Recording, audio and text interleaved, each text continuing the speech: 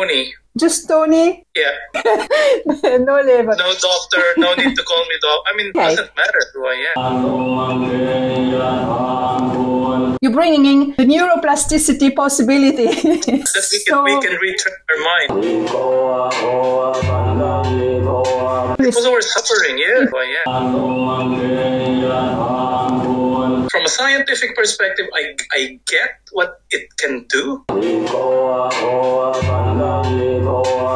For people with anxiety, for people with depression, people with eating disorders, to understand how their mind works is a revelation for them. I was thinking, how can this change me? People have been doing this for hundreds, if not thousands of years. Might as well give it a go.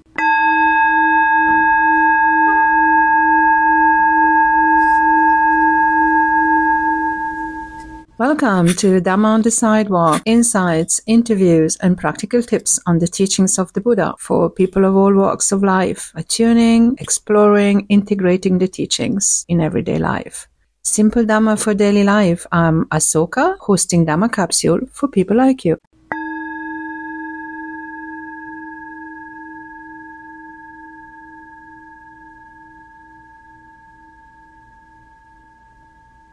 It is not possible to translate the word dukkha in a very literal way. That would remove all its different layers. Ajahn Jeff, or Thanissaro Bhikkhu, speaks about not quite rightness. Let's put it this way, that there's a scale for the definition of suffering. And the scale starts with it's annoying, don't really like it, it's not quite right, dissatisfaction, and then it can go all the way up to grief, and what is also called dukkha, the actual real suffering, such as in the story of Kisa Gotami, the woman who goes to the Buddha with a dead baby and asking him to do something. And he says, yes, of course I can do something.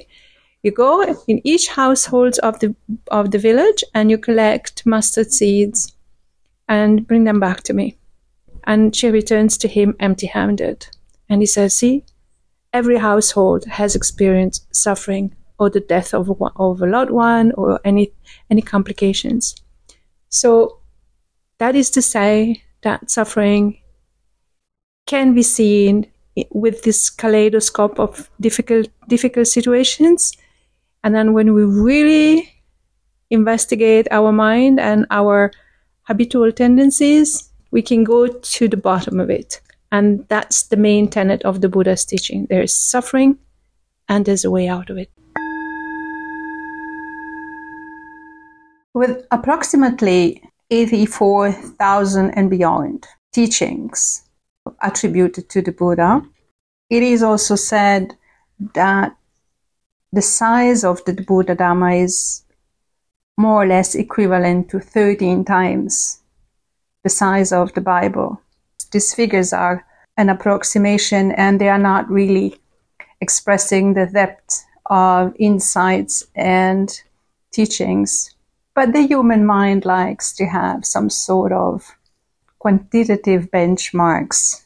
Having said that, the Buddha Dhamma is an enormous body of teachings, insights, reflections, commentaries, and stories, which are not all yet fully available in English translations. So there are a number of teachers and monks, such as, for instance, Mathieu Ricard is still translating texts today that haven't been translated. Bhikkhu Bodhi is a well-known monastic from the Sri Lankan tradition who's been publishing since his early days as a monk, early translations of the Pali Canon. Qualitatively, what transpires from the Buddha's teachings is get the best out of our mind. How can we do that? It is said that there isn't enough with one life to actually get to the bottom of it. So maybe we can try to hack some of them. And that's what we're going to do with Dr. Tony Fernando.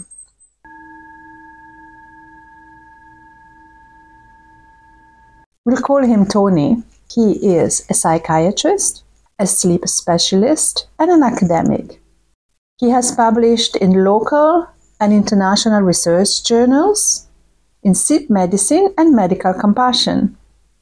That's his thing, compassion in medical service. And he has been awarded multiple teaching awards by medical students and the Faculty of Medicine in Auckland. In 2012, he was awarded by President Aquino of the Philippines for his services to sleep medicine and medical education. In 2015, he received the Chair's Award by the New Zealand Medical Association, the highest recognition given by the association to any doctor in New Zealand.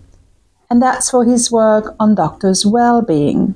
You know, it goes without saying that he has a wealth of experience and exposure as well to one of the main tenets of Buddha's teaching, and that is that there is suffering and that there is a way out of it. Let's just go into this conversation because it's very lively, and I hope you will enjoy it. Thank you for being with us today.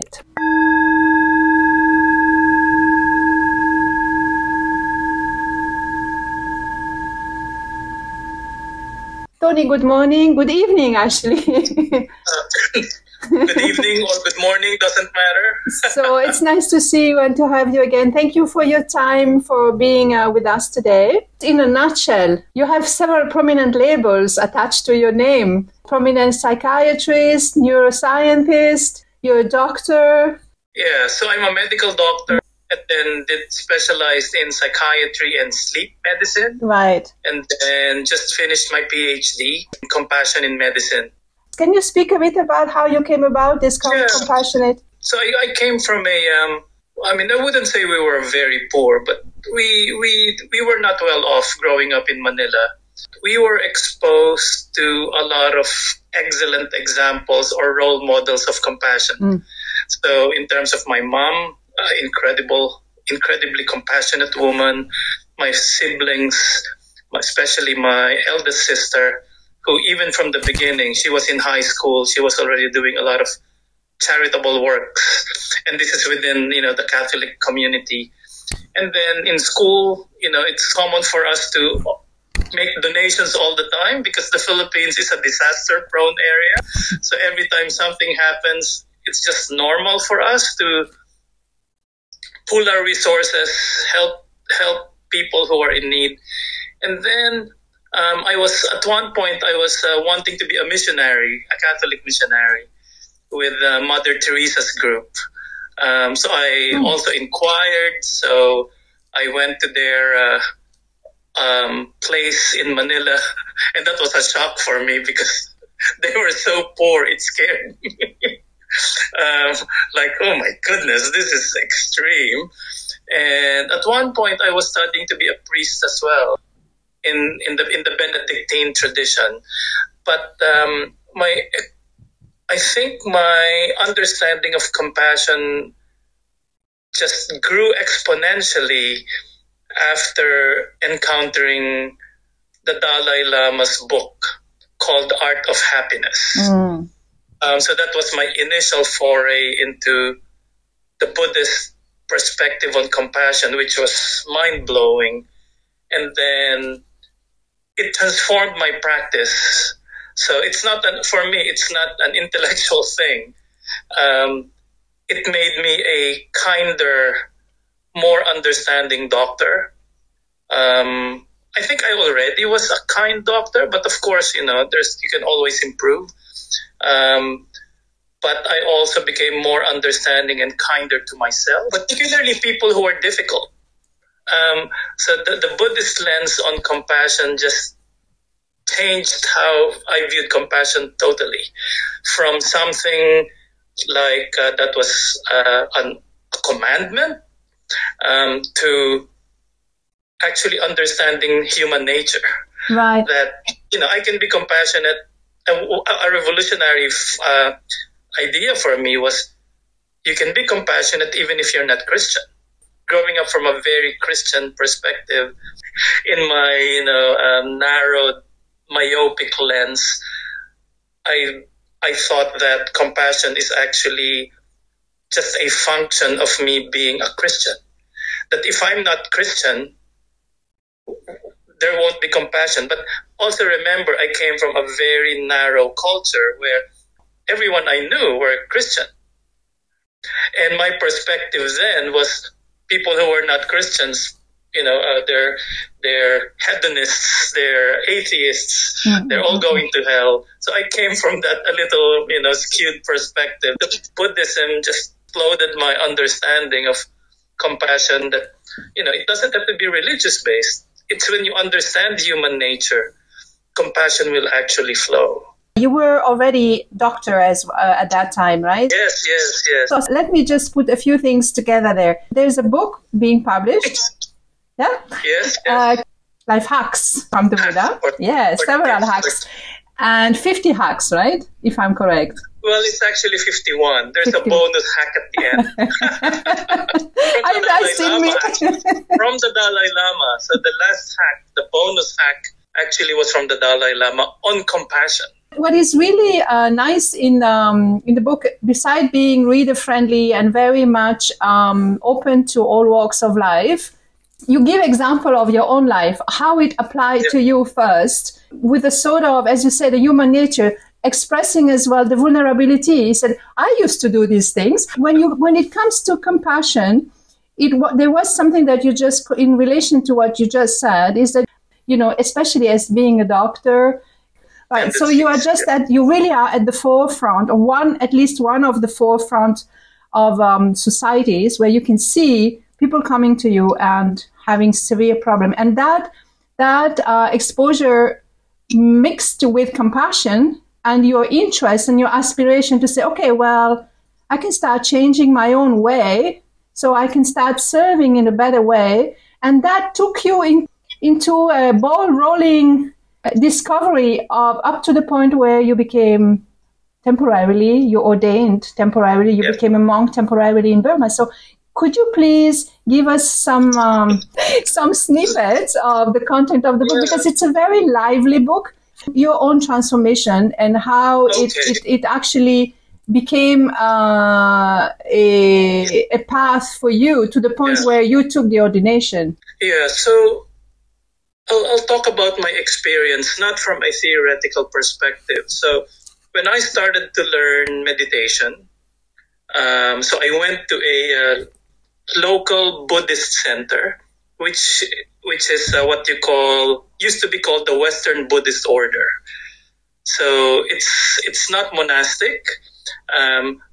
So it's just in the community here in Auckland. But they had really good courses for non-Buddhists on how to introduce mindfulness practice and then metta meditation. So I started with mindfulness practice, and I thought, this makes sense from a scientific perspective. I get what it can do, and I was practicing it. So it was a 6-week course. So the first few weeks I was doing metta practice, and I can sort of see where it will lead me. And then later on, I think halfway through the course, they introduced metta practice, metta meditation. The usual 5 stages are different objects of wishing someone kindness and happiness and contentment. And I thought, this is stupid. I can understand mindfulness meditation. I cannot understand why wishing an imaginary person in front of me kindness. I was thinking, how can this change me? I'm also a scientist. I said, people have been doing this for hundreds, if not thousands of years. Might as well give it a go. So I remember doing it, and with difficulty. Yeah. So because I was thinking, oh my God, I just don't have any feelings. It's not calming me. But I was doing the several stages of someone who's taught me, a teacher, someone who I like, myself, a neutral person, animals, everyone else. So I was doing that Not too long, probably a few minutes, 5, 10 minutes, 15 minutes here and there for about a few months. And then I was thinking, I'm still the same. I haven't changed. That's what I thought. And then one morning, so in this house, I woke up. Probably this was 2004 when I did that course. One morning, there were lots of ants on the kitchen bench. My usual response is to commit genocide.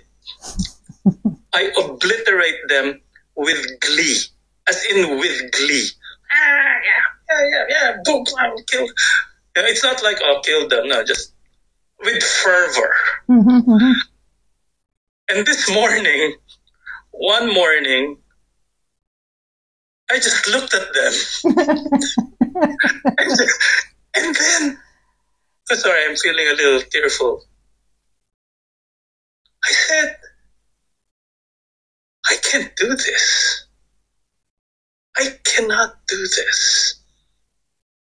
Not because of fear of bad karma. I didn't even think about that. I didn't think of, there will be lightning bolts from the Buddha or something. Nothing. It actually came deep inside that, hey, hang on. They're exactly like me. They're just looking for food. In the same way, I just want to live. And thankfully, in that course, in the meditation course from that Buddhist center, I remember there was a discussion about ants. And I just didn't connect with it. Like, why are we discussing about ants? But I remember one practitioner saying, well, what she does in the kitchen is if she finds ants, she will clean around the kitchen, make sure that she doesn't kill the ants, and then the ants eventually go away. Just make sure the kitchen bench is always clean. So that's what I did. And since then, 2004, I don't think I've deliberately, with full knowledge, have killed another being. I've accidentally killed some, nothing with full knowledge. And I noticed that it also transformed how I relate to other people, particularly difficult people. So it's easy to like, or it's easy to be kind or to show metta to people who are nice and kind, But I think we get tested how good our metta is when it comes to annoying people, people we don't like, people who we agree with. And what happened to me in my practice, clinical practice, is when every time I would see the name of a patient, because we're given names of patients that we have to see for the day. If I see a name of a patient who's a little difficult or who causes a lot of grief, or sometimes we call them, there's a medical, well, it's not really medical, but it's a term in hospitals. We call them heart sink patients. Patients who, when you see their names, your heart will sink. Yeah. Oh my goodness, I have to see this person again. So what happened in my clinical practice is when I see difficult patients, instead of getting annoyed, I focus on the reason why they're difficult is their suffering. If they're not suffering, they will not be behaving like that. And they will not be in your clinic. So, whereas before, I would just put my guards up. This time, if I remember, so I don't do it all the time, but if I remember, before the patient walks in or before I get the patient from the waiting room, I will do a little metta. Or even just a couple of breaths. Just ground me, go back to my body, and then wish that person may be free from suffering. Or sometimes I'll say, may I be of benefit to this person or to this family, that I might benefit them. So I started doing that 2004, and it changed my practice. And then that's when I started to think, probably a few years later, because I've attended conferences of the Dalai Lama. Initially, I started with positive psychology conferences, and then later on I realized this is not enough. I need to go to the source. So I started to attend conferences where the Dalai Lama is a speaker. And that's when my ideas about doing a PhD on compassion in medicine actually started. Like, if this changed my practice, why not understand compassion properly from a medical perspective so we can actually teach doctors and nurses? I was going to get there. You probably have an influence as well because you're training as well, right? Teaching at the medical training college or... Yeah, I was in the academic department for 20 years. I left about 3-4 years ago, but so my goal was to start compassion in medicine research. So now we have the academic department has now a few PhDs and master's students all studying compassion in medicine. We've started conferences in New Zealand, but the goal is to make it mainstream. Like it should not be religious. They don't have to go to a Buddhist monastery to learn compassion. It has to be taught in mainstream. So we've done publications, we've done courses to help clinicians become more compassionate towards patients, but also towards themselves. But from a scientific perspective, okay? So that actually goes pretty much in the lines of the activities that revolve around His Holiness the Dalai Lama, all his activity, the foundation and the research, not just in neuroscience, but as well as leadership programs, training, and it's so to come back to the book and your practice. So life hacks from the Buddha. There is something quite interesting there. Is you come out as a person who has gone through the steps of an acceptance. My mindset changes, my practice changes, there are a number of benefits that come into my private life as well, my life with friends. I still love food a lot. I still practice a lot of... Yeah, but there are days that I fast and, in the monastery. Exactly. But in the book, it becomes quite clear how the process and how progressively you're saying, I am becoming a better person. Now, in that, we're coming back to the medical profession and also to how can this benefit others.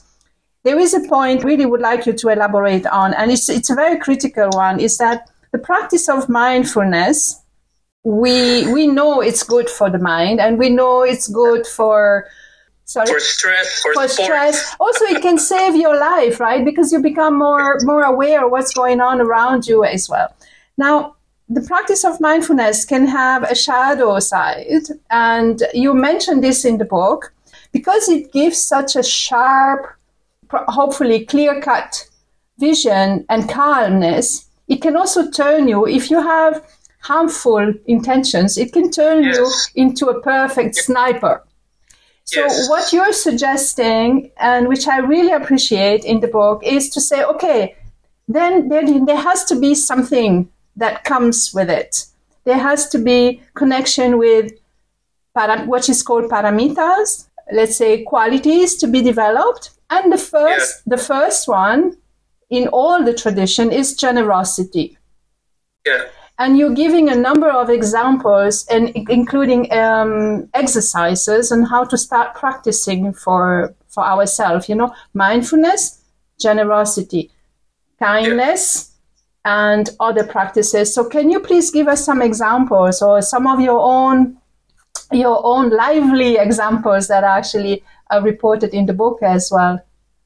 Yeah. So I'm not sure if I mentioned this in the book, but the way I was initially taught on mindfulness, again from the Western Buddhist group, was that mindfulness, the way they describe it, is it's like two wings of a dove. One wing is mindfulness, the other wing is compassion. You can't have just one. It has to be both at the very least for the dove to soar. And so that was a very strong imprint in me from the beginning. And then talking to teachers like Ajahn Amaro, he's very big on, when we had discussions, he helped edit my book too. And he said that talking about mindfulness on its own, the way it's done in the secular perspective, exactly, just doesn't work, because that's not how the Buddha taught it. I mean, mindfulness, if you look at the Eightfold Path, again, I'm not a Buddhist scholar, but from my understanding, with the Eightfold Path, one of the paths is mindfulness, but there's also 7. But the way it's taught in the secular world, which is helpful, at least it's being taught, but it's incomplete, is it's all about mindfulness. It's all about mind training for my own benefit, so that I'll be a better businessman, so that some of the aspirations are good, so that I'll be calmer. So one practice that I do, and this was influenced by one of our Tibetan teachers. So we formed a meditation group at the hospital here in Auckland, and for a few years we had a Thai forest monk, and then later on, I think for about 6-8 years, we had a Tibetan monk. Even though the teachings are the same, there's subtle differences. So the way Tenzin started meditations, which I've incorporated in my practice, is before I start a mindfulness practice, I always remind myself in the beginning and at the end that whatever merit I develop, that be shared to other beings, and that my mindfulness practice relieve the suffering of others. So the way I've trained is, I will benefit for sure, but the benefit I get hopefully will also benefit others. So I've not always, I can do more, but I pair mindfulness with compassion, or at least the wish that whatever I develop or merit or whatever I gain, that it can result in the improvement of other people's or other beings' situation. In my practice, I try to combine both instead of this is all about me. And in the book, you also given several examples. Each chapter has at least 2 or 3 examples, real life examples of patients, snapshots of how mindfulness helps them, how it has helped you, as well as that all these, both the Noble Eightfold Path, to the Four Noble Truths, and maybe to the primary qualities, the Brahmaviharas that need to be developed, like loving kindness, sympathetic joy, compassion, and equanimity. So if we bring just those four things together, we know that they are not linear. So there is a constant feedback looping that happens. However, the main one, which I understand even that's really well presented in the book, is that mindfulness is the first one to, basically, for someone who wants to just grasp an understanding, you have to go and sit a bit. Sit with yourself as well. So have you had the opportunity with some of your patients to engage more into the benefits of this mindfulness practice? The advantage nowadays is, in terms of medicine, is that mindfulness is now recognized as a standard treatment. The research evidence that mindfulness helps with anxiety is quite good, with chronic pain, with depression. I use it a lot for sleep. So there's already good research evidence. So I don't even have to talk much about Buddhism. I just say, one of the standard treatments is learning mindfulness. And then I explain to them what mindfulness is, which is a training of the mind so that, number one, you can achieve a little bit of calm initially, but more important is you get to know the dialogues and the narratives and the urges, and you get to know your mind more in detail, which for people with anxiety, for people with depression, people with eating disorders, to understand how their mind works is a revelation for them. in a different way. Okay, I mean, of course, there's also the usual psychotherapeutic techniques, which can help as well. But mindfulness is just an alternative. But I also tell them, well, I've been doing mindfulness practice since 2004. It's benefited me. If you want to know more about it, we can talk about it.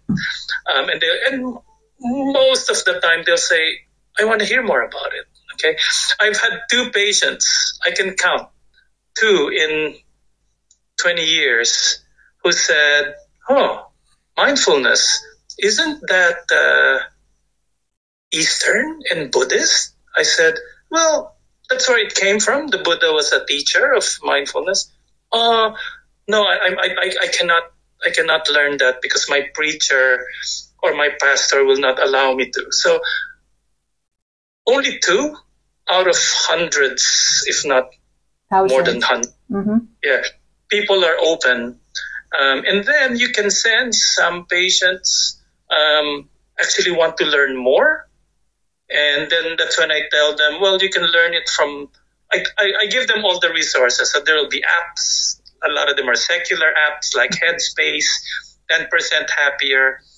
And then I'll tell them, well, you can also learn it from a class. So we have MBSR classes, so mindfulness-based stress reduction classes. And then I also tell them, well, you can learn it one-on-one from some of the psychologists. Or if you want, you can learn it from the original source. There are certain Buddhist centers or communities or monasteries where they can also teach you. So I give them a whole range from secular. Some people want to go Buddhist. Some people will say, oh, Tony, is there a Christian mindfulness group? Yeah, I said, yeah, there's a Christian mindfulness group. So I direct them. And I think some of them learn mindfulness of the breath using Christian phrases. So I teach them Christian phrases, which have been used. So I've been in touch with some Catholic priests who practice mindfulness, who are very familiar with Buddhist practices, and they've developed Christianized version because it feels safer for some Christians to do it the Christianized way, and that's fine. Doesn't matter really. So I offer them. It's an option, but it's up to you. You need to learn about it. You need to practice, and it's not theory. It's daily practice or regular practice. In New Zealand, are there any initiatives to bring that in the schools? Yeah. Yeah, in New Zealand. So and this was probably, more than 10 years ago, 15 years even. So I've been invited to teach in a lot of schools. Mindfulness practice. So some schools have actually started their own mindfulness groups. New Zealand since it's quite a secular country, even religious schools, most of them are open to mindfulness practices. So I wasn't part of it, but there's someone from one part of New Zealand who now has a program of mindfulness specifically designed for schools, and they've done research on it in terms of helping anxiety and distress among school kids.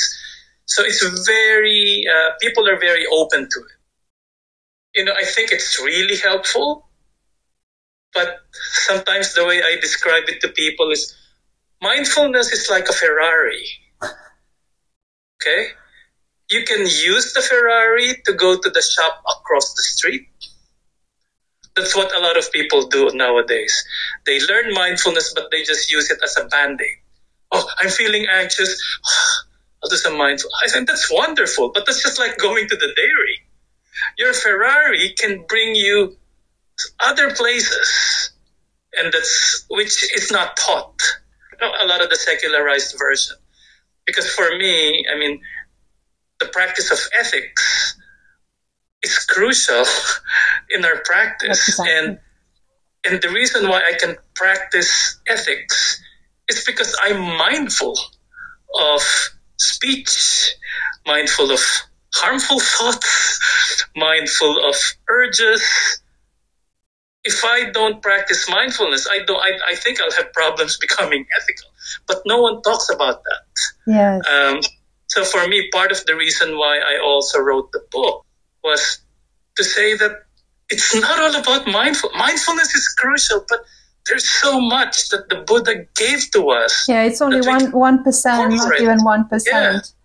And, you're talking about morality and ethics because being a doctor and being in the medical profession, obviously there are protocols. It correlates really well with the fact that mindfulness has been taught in a secular manner, detached, not only from the whole teaching, but it also is detached from Sila, Samadhi, Panya. So, which is basically, for the unaware, is like Sila, morality, Samadhi, peace, and Panya, wisdom. So this whole thing is having a piece of a puzzle without knowing where you're going with that piece. It could be a number of other puzzles going on. And also this brings me back, and for sure you have being so involved in medical research. So you're also most likely in touch with some new studies from neuroscience. So this brings back the fact that we're only using maybe 10% of the capacity of the brain. Well, I'm not sure how true that is. That might actually be a myth. It might be a myth? Oh my gosh, so please debunk the myth for me. That might be a myth. It's probably more than 10%. But we're not very efficient in how we use our brains. So, but we're slaves of our emotions. We know a lot of things theoretically. Right. So, but we're not very skilled in managing emotions. So this is where mindfulness comes in, and the practice of ethics and wisdom. And there's another myth that is, you spoke about mindfulness as being a bit of a band-aid, and maybe it's also called a bit of a spiritual bypassing. I mean, that's how I started. The reason why I got also interested in Buddhist psychology is through the gateway also of mindfulness, because I had patients, particularly one patient, also in 2004, one patient who had a psychiatric condition where when he's distressed, he becomes suicidal. Okay, so and I was treating him for more than a year or a couple of years, and we've used all sorts of medications, we've used all types of therapy. Nothing worked. And then he stopped coming to the clinic, and I actually got worried because I was wondering, is he still alive? So I asked the nurse, what's happened to so-and-so? And she said, he's doing well. I said, and I was thinking in my self-righteous way, how can he be doing so well? I should know everything that's happening to him. I'm his doctor. And then the nurse said, he's doing better because he's attending this course that involves a lot of mindfulness practice. And I was thinking, can mindfulness be that good? So mindfulness can be very helpful, but like what I was saying, it's like a Ferrari. Use it properly. Some people just use it to cross the street. It's not enough. So that's the band-aid use of mindfulness. But if they really know mindfulness, you combine it with ethics, you combine it with generosity, with compassion, your world will just change. And there's another band-aid that often attached to mindfulness practices, or that tends to summarize the richness of the Buddha's teaching for those who want to present it that way by saying, we can still have a secular approach to it. And that is, Buddhism is all about the pursuit of happiness. So in that pursuit of happiness, you also may have that Ferrari. I want to have the Ferrari will make me happy. And if I have a Ferrari and I am mindful, then everything is fine. But actually, that also is a band-aid, right? The first chapter of the book is the pursuit of happiness. So the pursuit of happiness can actually seem to be like a straight line, but it's definitely not a straight line. And the practice of mindfulness also is not a straight line, because eventually you might just get to, as you really nicely describe for yourself in the book, it might be like, oh my, yes, I'm doing this as well. Oh, there's an investigation of the mind can bring us really face to face with either feelings and our emotions, which in the Buddhist terminology are two different things, as well as it can show us how addicted we can be to certain habitual patterns. Experiences. And you have a chapter here in the book which is unshackling from our addiction. Some of them are really like obvious, is the phone and the digital life, but some of them can actually have ice cream. I'm addicted to ice cream. Oh, ice cream. But there are some addictions that, as you know, are deeply rooted and are very difficult to even become mindful, because they may engage in transactional relations with others or with objects or with the society. So I'm sure you might have also some good examples there of bringing mindfulness and generosity and kindness. How has it helped to work with patients with addictions? So I'm not an expert on addiction, but I do have many patients with addictions to substances. And it's quite liberating for them, for a doctor to say that all of us have addictions. And that being an addict to alcohol is not unusual. And it's just the fact that we all have desires. And I talk about desires and craving, and I normalize it, that craving and addiction to things, to pleasure, have survival value. However, for some people, because of, and this is, I'm gradually talking about causes and conditions now, that all of us have different causes and conditions. I'm not talking about karma. I never used the word karma. But I said we have different causes and conditions. In your case, it might be because it runs in your family. For some people, trauma results in addictions because they just want to make themselves feel better. But all of us have causes and conditions that make us addicted to certain things. And then I approach addictions as desires, that it's nothing different from other desires, that viewing it from a mindful perspective, watching the desire come up. If you're calm, you can watch the desire also go away. So we talk about the impermanence of desires. However, we also have the option of the desire comes up, and then we grab at it, we entertain the thought, we come up with elaborate stories. Oh, I really need to have that fix now. Now you've grasped.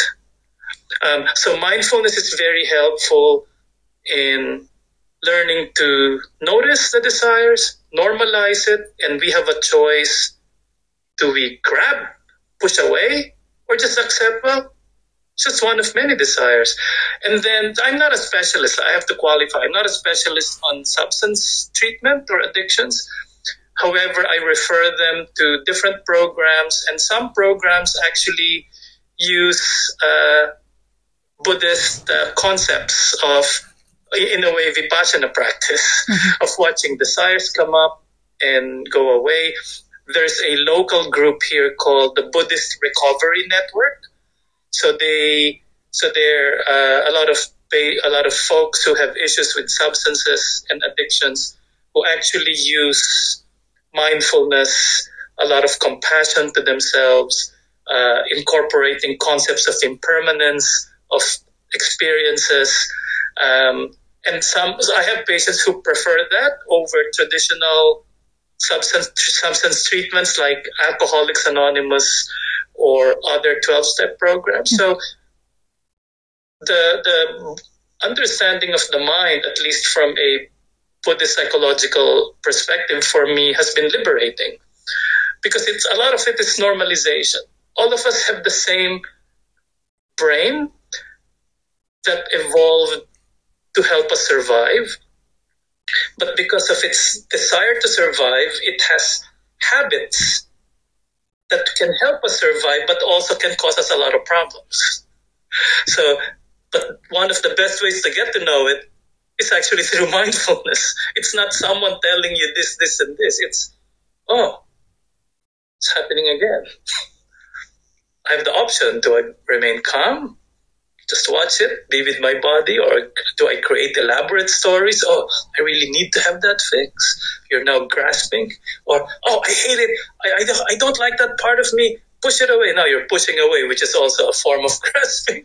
And then it intensifies, and then you go into a papancha. So mindfulness can be very helpful in those kinds of conditions.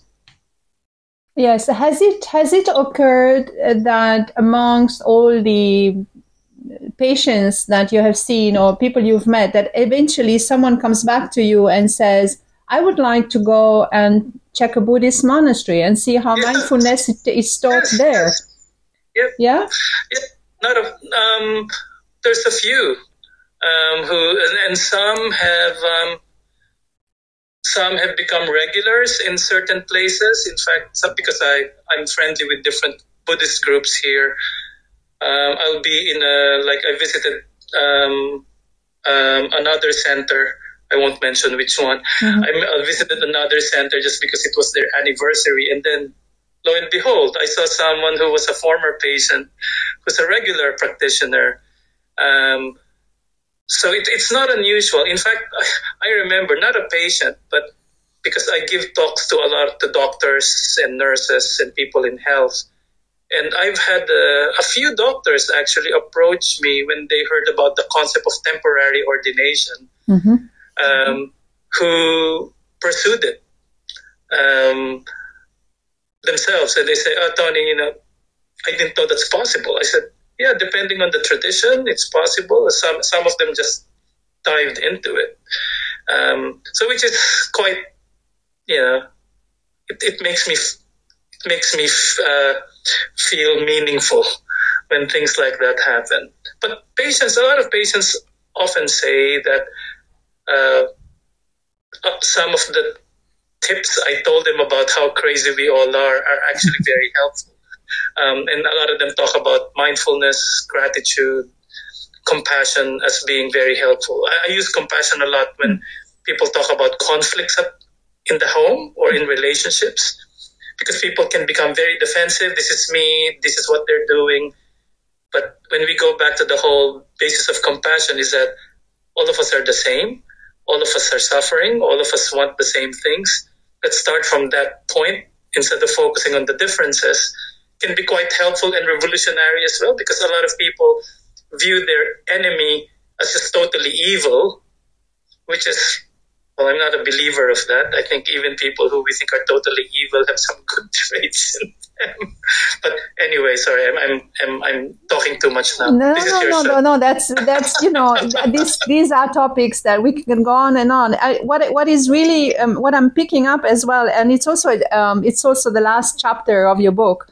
I mean, being Western myself, but having delved into Buddhism since I was 20, actually. So there is this, and you coming from a Catholic background as well, there is this connection between kindness and compassion. And it's not about having compassion understood as having pity or having, and leading to charity. Is really compassion as understanding that the others are exactly like in the pursuit of something that we also looking. They might be looking for something else because their happiness or their absence of suffering is on a different path than others. So your last chapter connects these two things, kindness and compassion, and kindness go hand in hand. And as from the Buddhist perspective, it really means not just changing ourselves and our mindset and but as well as having an aspiration to help others on a heart-to-heart basis. Say in Africa that the hand that gives cannot be higher than the hand from the hand who receives. Oh, that's beautiful. Right. That's beautiful. So it's just putting this, it's like putting the two hands at the same time. So can you speak a bit about this last chapter, which you said also is inspired by the Dalai Lama? Yeah, I mean, when you ask me to talk about kindness and compassion, my mind just goes into a papancha because there's so much stuff I want to share. But apart from what I said earlier, that one of the ways I trained in compassion is to see the similarity with others.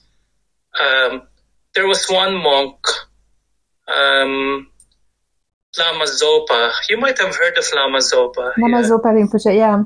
Yes. So he was in New Zealand when I was starting my PhD. This was many years ago. This was 2012, I think, when he was in New Zealand. And my Tibetan Buddhist friends said, "Oh, you should go to Lama Zopa's talk." And I said, "Okay." I heard, he's quite a compassionate monk and that he has lots of compassion projects. And here I am with my narcissism and the belief that I'm doing my literature search on compassion. I know everything there is that's published in compassion in the Western world, because there's not much. But so I think I'm already an expert. I'm about to write my thesis. I start my research project. And going to Lama Zopa's talk, I was already thinking, I won't learn anything different. And then my friends were joking that, "Oh, be careful because he can read your mind." I said, "Yeah, right." "Yeah, right." Whatever you say. Okay, I'll just go. And then anyway, it's a small meeting. Actually, there was probably about 30 of us in a small meeting room, and Lama Zopa, who was half awake, half asleep. I'm not sure if he was or he just looked half awake, half asleep. And then open forum started. And I wanted to ask him a question on compassion, because it's also my PhD. I want to know, does he have an answer that he can share with me that I don't know about?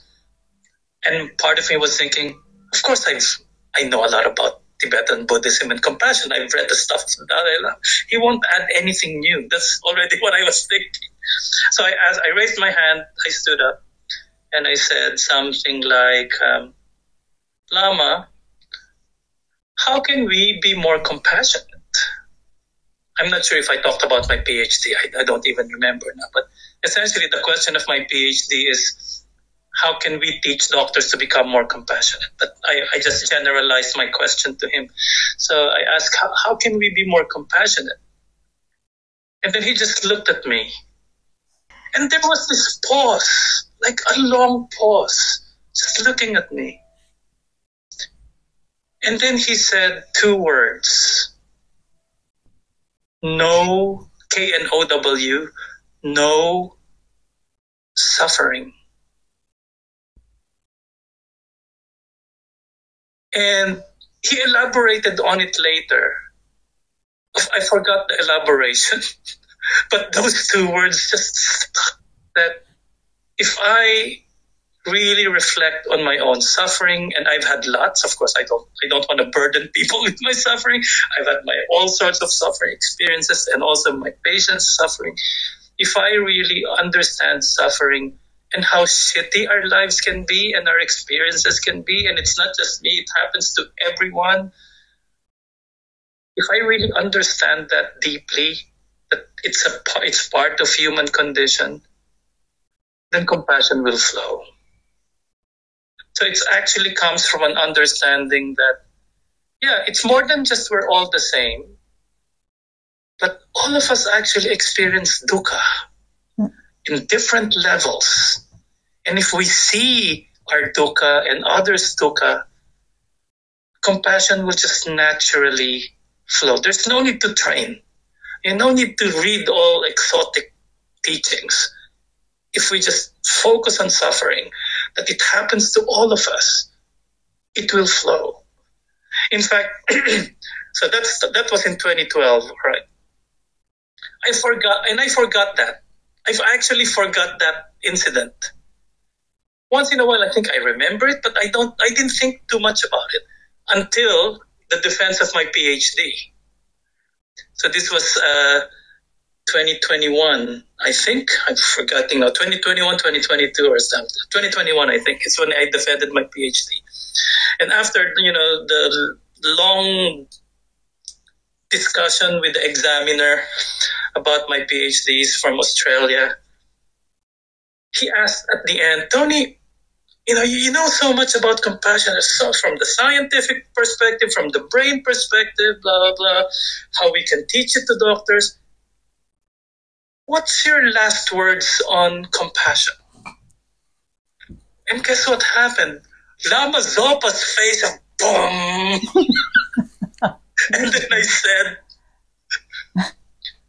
well, this is not exactly what happened.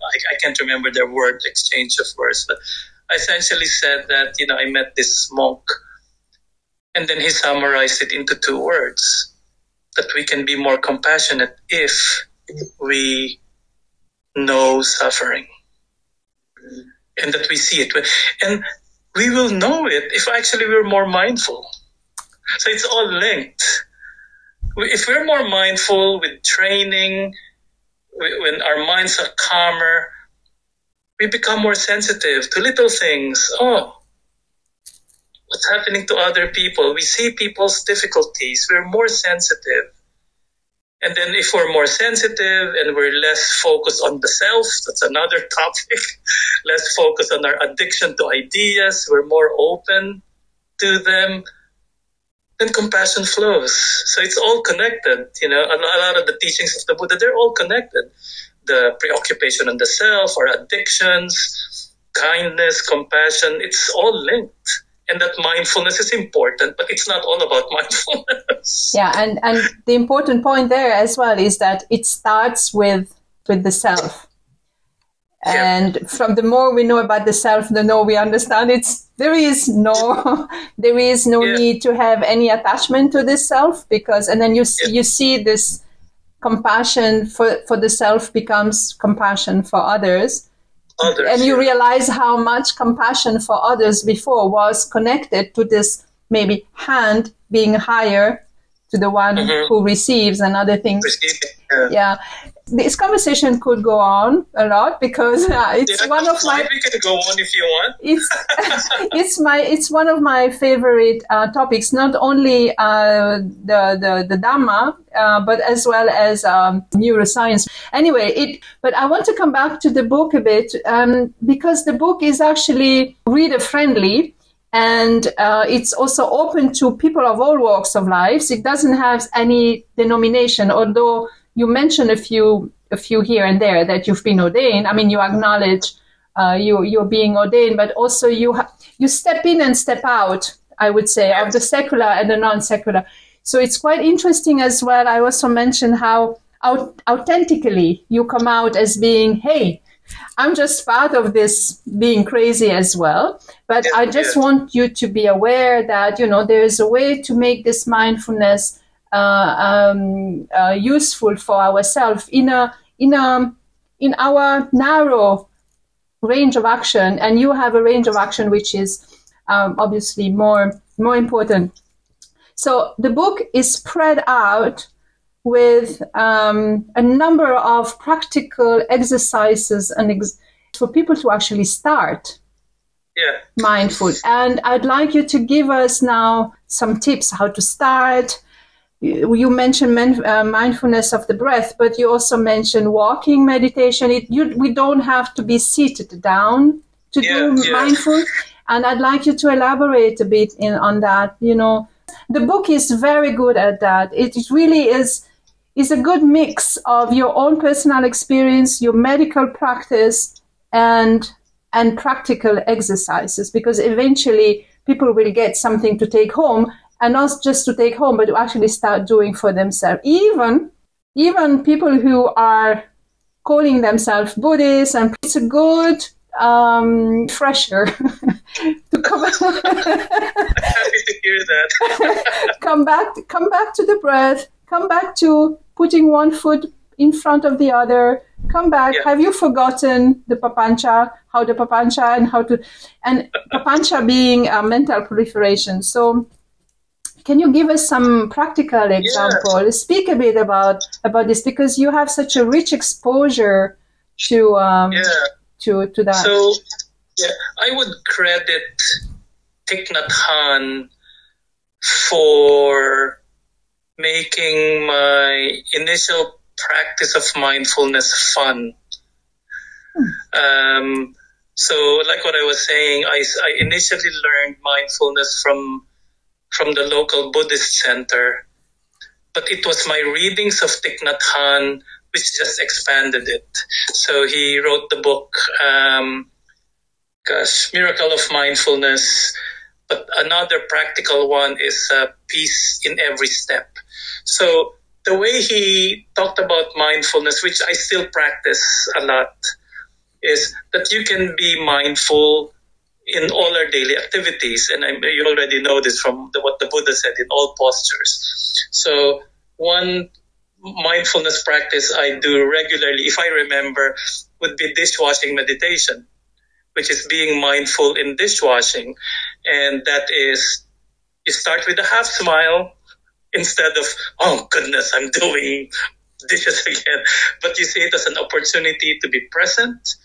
So by paying attention to the body, paying attention to the sensation of turning on the tap, and then listening to the water, and then feeling the water, the different temperature, of course, depending on what you want, the soap suds, the clinking of the dish and the forks. And so it's a whole practice of being present, which makes the dishwashing experience not painful, but actually more fun. And then you actually have done a mindfulness practice of being with the body and being present. And then if you can do that, you can also do other types of mindfulness. I actively, on a daily basis, I do mindful driving. I also learned that from Thich Nhat Hanh. Initially, he said, every time you see a red light, instead of getting annoyed, it's inviting you to have a couple of breaths, and also look around you, smile at the people around you. All of you are in the same situation. And then what I do now, actually I've been doing it only the past couple of months. It's now, instead of when I drive, let's say because I go to the gym early for training, when I leave the house until the gym, I use an app called Insight Timer. And every 30 seconds or every minute, a bell will ring. Very soft. But every time I hear the bell, I just become conscious of the breath again and try to feel the steering wheel. But every minute or every 30 seconds, it's just going back. And it doesn't have to be, mindfulness doesn't have to be this super intense practice in a solo room alone. It can be incorporated in all activities. And I learned also a lot from the Thai forest tradition, particularly eating meditation. Eating meditation revealed so much about how crazy my mind is. So being conscious of, when you're queuing for the food, all the things, all the dramas that go on in my head.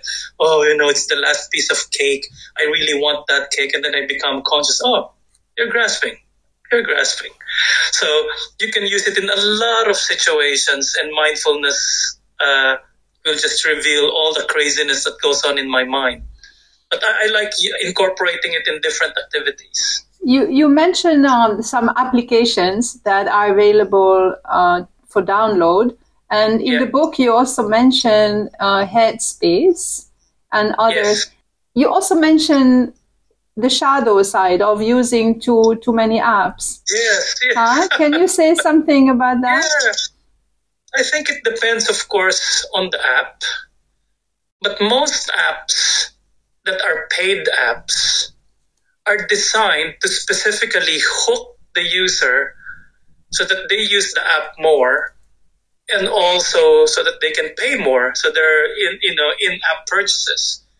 I've had patients who have used some of these apps, and they say they cannot meditate without the app. So that's, I wouldn't say a dark side, but that's a complication.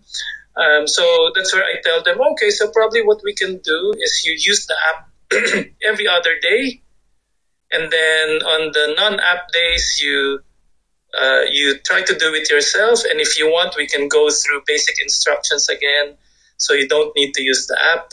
And also, I talk to them about a lot of the non-sitting meditation practices, so that they can actually do it themselves without thinking, I need to put my headphones on and be in a quiet space. It's not. I mean, mindfulness is for all postures and for all activities. So that's the downside of using apps alone.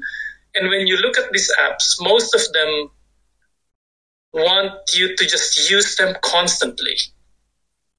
Whereas, in practice, you want to be as independent as you can. You don't need a monk to guide you all the time. Of course, it helps once in a while, but once you know the basics, you run with it and consult the monk or the teacher, the nun, once in a while.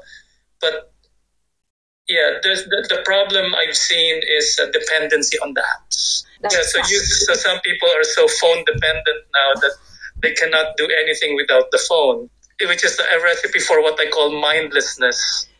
And talking about that, actually, it is quite proven that the blue light of the phones and computer, that we all know that it's not good to sleep with the head next to the phone and the computer. We all know it's like we all know that drinking too much is not good, and then driving, we all know.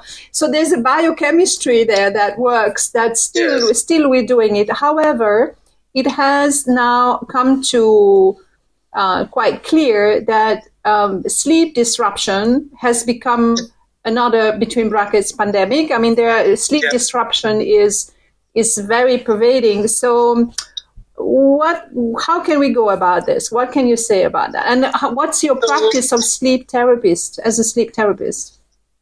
Yeah, so that's also a massive topic.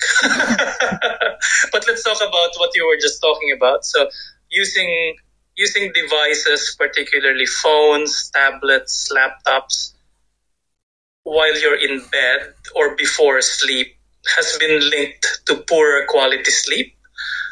We did an unpublished research on that, and we did a study in Australia. We didn't publish it because it wasn't designed to be a study, but we just wanted to get some data. We studied about 600 high school students, and their phone use and their sleep quality, and there was strong correlation between very poor sleep and use of devices. But that's been replicated. So devices cause two things which can cause problems with sleep. One is the light. Blue light has been shown to disrupt sleep quality and delay sleep onset. But another consequence of using devices, particularly if you're playing games or it's quite interactive, is it actually wakes the brain up. So before sleep, what's helpful is that your mind is calm and relaxed, and then sleep naturally happens to many of us, not all. And then here you are using a device that actually wakes you up. Then sleep will suffer. So it affects our brain from two perspectives. One is the light, and also the brain becomes quite hectic. So if you're using the phone mainly for the audio, then it won't be causing as much. I don't think it will cause much problems. In fact, some of my patients will use headphones to calm their minds down and listen to apps or listen to teachings. So in that way, that's helpful. Right. In that way, that's quite helpful. But I'm talking about using the phone to scroll social media, watch YouTube, play games, check emails, with bright light flashing into your eyes, as well as your brain being active, then your mind is not calm. So we're coming back into the addiction, cycle. And that's another problem as well. Right. It results in addiction. I mean, just as a form of self-reflection, for 1 hour or 2 hours, ask your people who are listening to this podcast, 1 hour, 2 hours, just put your phone away and watch the number of times you have the urge touch, to look, I'm telling you, it will be a high number. Because one of the things that happens is devices are designed to make us hooked. So it's interesting. I was watching the Olympics on telly earlier. When it gets a little boring, I notice I have the urge to check my phone. So, Tony, this is crazy. You're talking about mindfulness, and here you are checking the phone. At least I'm aware. Oh, there's the urge. It's just an urge. Put it down. It's there. The urge to just turn on the phone, check messages, That's why most of my apps don't have notifications. Yeah. Only the important ones, the messaging ones, but a lot of them don't have notifications. We come from a different generation, I think. I think there's a digital divide there, for a generational divide in terms even on how we use this as a tool, or as we use this as another limb. Yeah. There's something that transpires in all of this, and it also transpires in the book as well. But we know both of us are practitioners, so that the whole issue is the mind, and that's where the Buddha started. But the mind, and the word that you're using all the time, papancha, which is mindless proliferation, is really key to not just understanding ourselves, but as well as maybe, are we looking for something to band-aid a fear? And maybe that fear is a fear of silence. So this came to me also yesterday. I heard on some news channel that there's a new trend, and the new trend is silent travel. Now, silent travel is another word somehow for a retreat, a digital detox retreat or something like that. But basically, it comes to this mindful behavior that we can have for ourselves.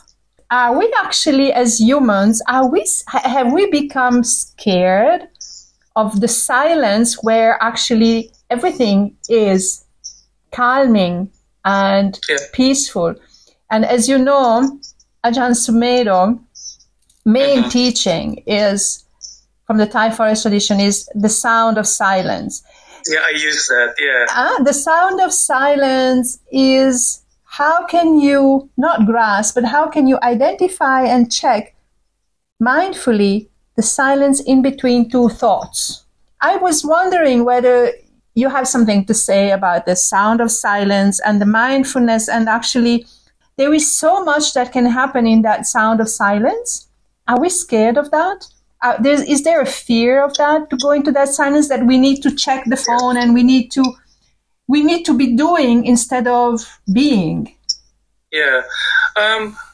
Fear is a possibility, or quiet and calm is actually more of being unfamiliar places for many people. That actually happened to me in a way when I was in, and this was ages ago, when I was a very young doctor. From the Philippines, I finished med school, and then I pursued my post-medical training in the US. So my first 2 years, I was in New York City. So I was in the middle of Manhattan. So my apartment was in the middle of Midtown Manhattan. So I was on the 29th floor. So that was a hospital accommodations. And across my room is the hospital. And you can imagine, and well, probably you can't, but the noise is 24/7. My apartment was in front of the hospital. So there are constant sirens. So that was and I got used to it. And I realized it's more than just getting used to it. It became my norm, such that every time I will leave New York City, even for a day trip, let's say I'll just cross the bridge, I'll go to New Jersey, I'll go to Pennsylvania, when it's quiet, I felt there was something wrong. So there was a time I went to a really nice beach in Long Island, and I did not enjoy it at all because I just felt there was something wrong. There was something missing. And then I felt at home once I'm back in the cacophony of New York City. And this was before apps. This was before smartphones. This was in 1998. Smartphones came about in 2007 or something like that. And I think it's happening currently with a lot of young people where they're so used to stimuli, constant stimuli. I see, it's sad. I went to Japan recently and I saw young people playing pachinko. Pachinko is this very addictive game in Japan. So they were playing this very busy game. At the same time, they were on their phone. So they're playing pachinko, and then boom, they're playing on their phone, pachinko. And I saw hundreds of this. Kids, when I say kids, 18, 19, 20. And they had headphones, so they're constantly bombarded with sensory stimuli. And I'm just guessing it's similar to what happened to me when I was in New York, but this time you multiply it by several times. I think they will be so accustomed to the busyness of their minds that they cannot think that quiet is actually peaceful. It will be threatening. It can actually cause them probably some kind of anxiety. There's something wrong. And yet, so they're addicted to stimuli. And yet, that's where many answers are. Yeah. Many answers are in that moment of silence, in between two thoughts, of pausing. And I'm wondering whether, as much as the mindfulness became a movement and a trend, and for some it's a hype, it's something that, and we know where it goes. It goes to CEOs, it goes to everybody, but it's good. It's good. It's better than nothing. It's better than nothing. And there also is maybe a new trend coming up. This silent. We need to find a way to get into silence. Maybe, I don't know if it has to do with not knowing, because there's a term which I've learned from people talking about climate change, but there's a shifting baseline syndrome. So the shifting baseline syndrome is that we may have had, in some generations, we know what it means to live without a phone because we've done it. And we know what it means to develop patience and to be patient. We didn't even think about it, have to be patient. You send a letter, it may take weeks before you get an answer. So somebody, you haven't heard about someone and they can't message you. But there are generations, they don't know anything about that. So there are, as you said, people who were born with this oversensory stimulation, and they don't know what it means to not have it. Mm-hmm. So it's quite interesting, actually, how that silence can become maybe something that we need to cultivate a bit. I'm saying from the secular perspective. Obviously, we know what it means, but and in that silence, that's where I was asking whether it has to do with fear of maybe humans don't like to not know something. We don't like what we don't know. I don't know. Or I think it's also we get used to the familiar. Or we get used. It's unfamiliar. It becomes the norm, and that's why I think humans are smart. So humans are also aware that I think what we're doing is wrong. We need to change things. So there are schools now where phones are banned. So in New Zealand now, phones are banned in schools. You have to check it in, or you cannot use your phone during class times now. And I think there are schools now which go back to pen and paper. So now they're avoiding laptops, because before the vogue was, if you're using a laptop, then your school is high tech. now they realize, well, actually, it makes people dumb. I mean, not all the time, but it can make people become a slave of the device. So there are schools now that are backing off on technology. So humans know that, I think we're going on an extreme here. So introducing quiet periods, I think, hopefully will become a future, practice. Will be off devices for a week or a weekend. And of course, there will be, the mind will rebel. But if you have enough stimulus, kids are playing games, running around, going to the beach, no phones. We're all eating and talking, no phones.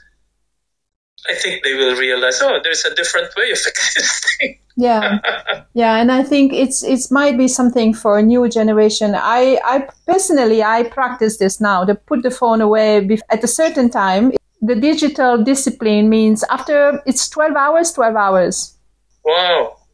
Mindful attitude, not to check the phone the first thing in the morning, is very useful also for, biochemistry in the body. It's not just the mind.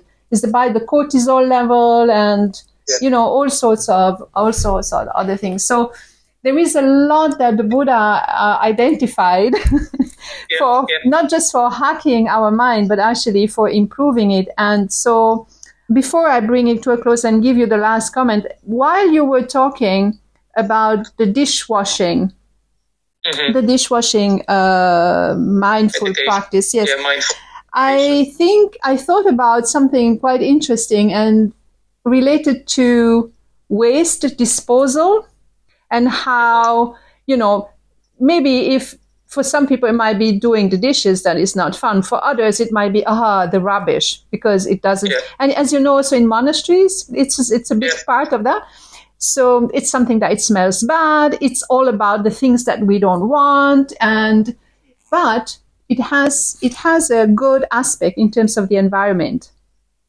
So the mindful practice of desegregating the waste and in some countries it's well organized, in some other countries it's not organized. But I guess if you're doing it, not just because there's a regulation that's asking you to do it, but you're doing it because it's actually good. You're caring for the environment. You're caring for the environment. It reduces the landfill, and hopefully the regulation is not just a lip service to something. It just goes further. And so there's also something so there's a number of little aspects of mindfulness. And it can also be a practice of gratitude. And it's a practice of gratitude for all that you're getting. And there was also, if you notice how little you can have as well, if you practice that mindfully, try not to use too much plastic, then you don't have to go down the stairs all the time with your rubbish, because you have less rubbish. Or something like that. So I usually give the guest a number of opportunities at the end to mention closing reflections or insights. We've touched base with a number of topics. However, I think we really compounded it to the book, and also how the book might be a platform for people to explore different areas of the Buddha's teachings. So would you like to have some closing reflections? Probably just one message, which has been mentioned in the book a few times, is that the Buddha, if from my perspective, so some Buddhists probably will not agree with me, but the way I view the Buddha is that the Buddha is the smartest psychologist who has ever lived, who has incredible understanding of what it is to be human, including our normal desires, normal practices, which help us survive, but a lot of what's built in our brain also causes us to suffer. So I feel very grateful that because of his teachings about the mind, I have better understanding of my own, and before I talk about other people, just of my own tendencies, of my own urges, of my own craziness, and not only knowing how crazy I am, but that there are actually proven ways to uncrazy myself, which has been done for 2,600 years. And you don't have to be Buddhist, whatever that Buddhist means. But you don't have to take it as based on faith or a religion. You just view it as a scientist. Oh, okay. I'm actually quite greedy in this aspect. And does it actually resulted in my happiness? No. It's one of the key teachings. But try to practice to hold it lightly instead of grabbing. What's the effect? It's lighter. Shoulders are more relaxed. So how his approach for me is just very helpful as a person, and which also a lot of my patients have benefited from. That's why I invite people to have a look. I hope it benefits them. That's the main goal, is to help people suffer less. Life is already complicated. I don't want to ask people to read a book that will complicate their life. Hopefully it helps them have an slightly easier life, even just 5% easy. I'll take it. I think the Buddha will be, well, I'm not sure where he is, will be happy with that. Yeah, there's a lot of kindness, and there's a lot of scientific research, and you point into many directions in the book, but definitely there's an underlying message there, right? Kindness, also compassion, kindness and compassion and generosity. A generous heart. Yeah. There's a lot of generosity there, and once we get there, I think we get more resilient as well. There's this equanimity, and all this is feedback loops. Yeah. It's not linear. It's obviously you have to start at some point. It can seem linear for a moment, but then you start realizing how the Buddha... They all feed into each other. It feeds into each other. So it's it's a kaleidoscope to make us a better person. And one thing about the book, it's a refreshing book. Oh, I'm it's grateful for those comments. No, really, it's refreshing because, it's not too difficult and too difficult for non-medical person or non-psychologist. Or non-Buddhists, hopefully for non-Buddhists. And for non-Buddhists, it's not pedantic. It's not complicated. It gives a lot of things. But as well as I said in the beginning, and I repeat that, there's a lot of authenticity that comes up of your own vulnerability.